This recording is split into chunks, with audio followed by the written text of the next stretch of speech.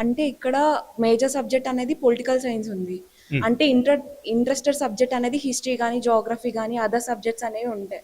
అంటే చూసింగ్ అనేది అంటే ఇక్కడ ఆల్రెడీ మేజర్ సబ్జెక్ట్ ఉంది కదా, అంటే చూస్ చేసుకోవాలా లేదంటే ఇంట్రెస్టెడ్ సబ్జెక్ట్ అనేది చూస్ చేసుకోవాలా అనేది ఒక కన్ఫ్యూజన్లో ఉంది సార్. అర్థమైంది. That's a very good question. ఈ కాంటెక్స్లో especially intermediate with IAS or degree with IAS పిల్లలందరికీ ఉన్న ఒక డౌట్ అదే అనమాట. నెక్స్ట్ ఆప్షనల్ సబ్జెక్ట్ ఏది చూస్ చేసుకోవాలి. మనం ఒక సైంటిఫిక్గానే వెళ్ళొచ్చమ్మా, ఇఫ్ పాసిబుల్ రాసుకోండి. సో ఒక ఆప్షనల్ సబ్జెక్ట్ని మనం చూస్ చేసుకుంటున్నప్పుడు 30% వచ్చేసి we have to give priority to personal liking. Personal liking అంటే మీకు ఆ ఆప్షనల్ సబ్జెక్ట్ని చూస్తే whether you are getting excited or not. Sir నాకు ఎలా తెలుస్తుంది అని సింపుల్, యూపీఎస్సీ వెబ్సైట్ ఉంది. యూపీఎస్సీ వెబ్సైట్కి వెళ్ళి ఎలాగో మీరు డిగ్రీ విత్ ఐఏఎస్ అంటే మొదటి నుంచి సివిల్ సర్వీసెస్కి కొంచెం మీకు అవేర్నెస్ ఉంది కాబట్టి అట్లీస్ట్ ఏం ఆప్షనల్ సబ్జెక్ట్స్ ఉన్నాయో మీకు తెలుసు. Go and check for yourself. Optional subjects ఏమేమి ఉన్నాయని ఒకసారి చూడండి అమ్మా. ఒక్కొక్క ఆప్షనల్ సబ్జెక్ట్ మీద ఒక 4 to 5 hours టైం ఇన్వెస్ట్ చేయండి. గుడ్ థింగ్ కదా. తర్వాత థ్యాంక్స్ టు ఇంటర్నెట్ ఇప్పుడు యూట్యూబ్లో ఏంటంటే ప్రతి ఆప్షనల్ సబ్జెక్ట్కి అవేర్నెస్ సెషన్ జరుగుతున్నాయి కదా. సో ఇంటికి వెళ్ళినప్పుడు ఒకసారి అవేర్నెస్ సెషన్స్ చూడండి. ఆంథ్రపాలజీ అవేర్నెస్ చూడండి, సోషాలజీ అవేర్నెస్ చూడండి, పిఎస్ఐఆర్ అవేర్నెస్ చూడండి, వాట్ ఎవర్ మీకు, లేకపోతే మీరు ఏదైనా ఒక ఆప్షనల్ సబ్జెక్ట్ మీకు ఇంట్రెస్ట్ ఉందంటే ఆప్షనల్ సబ్జెక్ట్ అవేర్నెస్ సెషన్స్ చూడండి. అవేర్నెస్ సెషన్స్ చూసినప్పుడు మీకు అరే ఇదేదో కొంచెం మన టెంపర్మెంట్కి మన పర్సనాలిటీకి మ్యాచ్ అవుతుందని అనిపించవచ్చు కదా. So that is how you check whether you have that genuine personal liking towards that option subject or not. So దీనికి ఎంత వెయిటేజ్ ఇవ్వాలి? 30% weightage to the personal liking. ఇంకొక 30% సక్సెస్ రేట్కి ఇవ్వాలమ్మా. అంటే ఆ పర్టికులర్ ఆప్షనల్ సబ్జెక్ట్కి సక్సెస్ రేట్ ఎలా ఉంది అనేది కూడా మనం చూడాలి. ఈ ఇన్ఫర్మేషన్ మనకి ఎక్కడి నుంచి వస్తుంది? సక్సెస్ రేట్ ఏ ఆప్షనల్ సబ్జెక్ట్కి ఎంత ఉంది అనేది ఒకటి యూపీఎస్సీ వెబ్సైట్కి వెళ్తే ఉంటుంది. యూపీఎస్సీ వెబ్సైట్లో ఆప్షనల్ సబ్జెక్ట్ ప్రతి ఆప్షనల్ సబ్జెక్ట్ సక్సెస్ రేట్ ఎంత అనేది యూపీఎస్సీ వెబ్సైట్లో ఉంటుంది.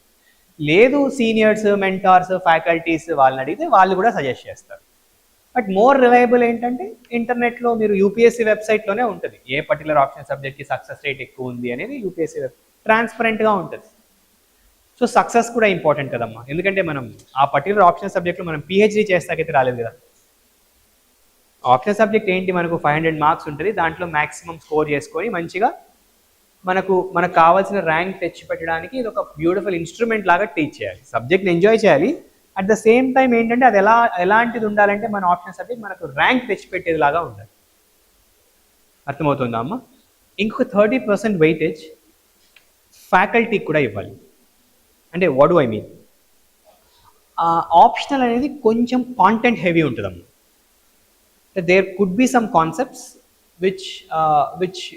Which may not be easily understood, అంటే ఈజీగా అర్థం కాకపోవచ్చు. అంటే కాంప్రహెన్సివ్ క్యాపబిలిటీస్ ఆ కాన్సెప్ట్స్కి మనం ఓన్ చదవడం కంటే ఒకళ్ళు ఒకసారి చెప్పాక మన అబిలిటీ టు కాంప్రహెండ్ ఇట్ కొంచెం ఎక్కువ ఉండొచ్చు. సో కొన్ని ఆప్షనల్ సబ్జెక్ట్స్కి ఏంటంటే అసలు ఫ్యాకల్టీస్ ఉండకపోవచ్చు.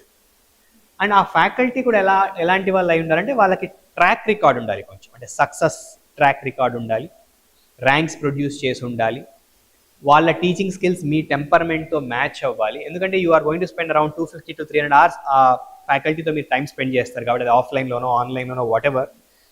So ensure that particular option subject also has good teaching system. ఇంకొక 10% వెయిటేజ్ మనం దేనికి ఇవ్వాలంటే post coaching support system. Post coaching support system అంటే క్లాసులు అయిపోయినాయి, డన్ డస్టెడ్ కాదు. క్లాసులు అయిపోయినప్పటి నుంచి ర్యాంక్ దాకా ఒక జర్నీ ఉంది కదా.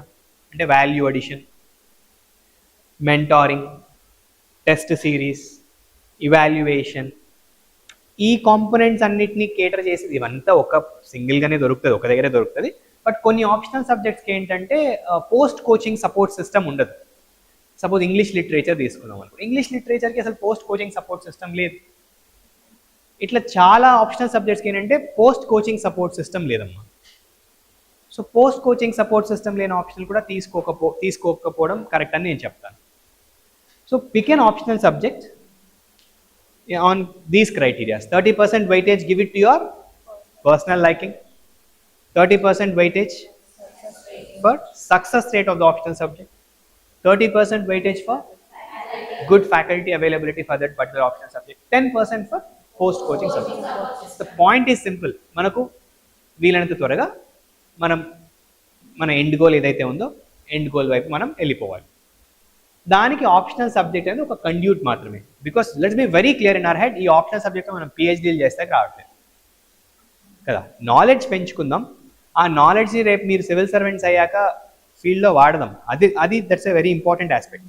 బట్ అకాడమిక్ కోసం మనం రాలేదు కదా, కాంపిటేటివ్ ఎగ్జామినేషన్లోకి వచ్చినప్పుడు కాంపిటేటివ్ ఆస్పెక్ట్లో ఆ పర్టికులర్ సబ్జెక్ట్ పైన మనం ఎంత అవసరమో అంత అవగాహన పెంచుకుంటే సరిపోతుంది.